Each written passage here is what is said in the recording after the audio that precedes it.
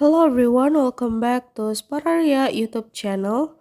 Alright guys, in this video I would like to share you a tutorial on how to turn off auto update apps on Google Play Store on Poco M7 Pro.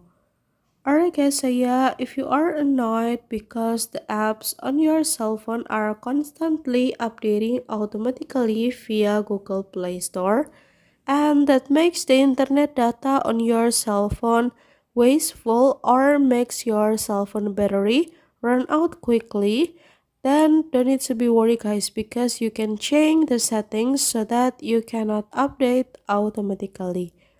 And how to do that is very easy, so now let's do the tutorial.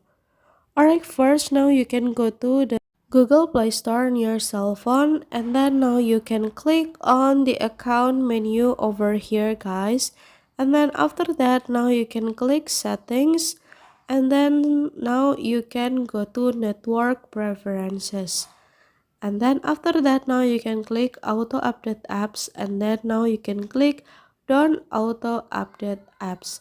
But don't need to be worried guys, if you want to update your apps you can do it manually on Google Play Store. Alright guys, so here's the tutorial. Thank you so much for watching.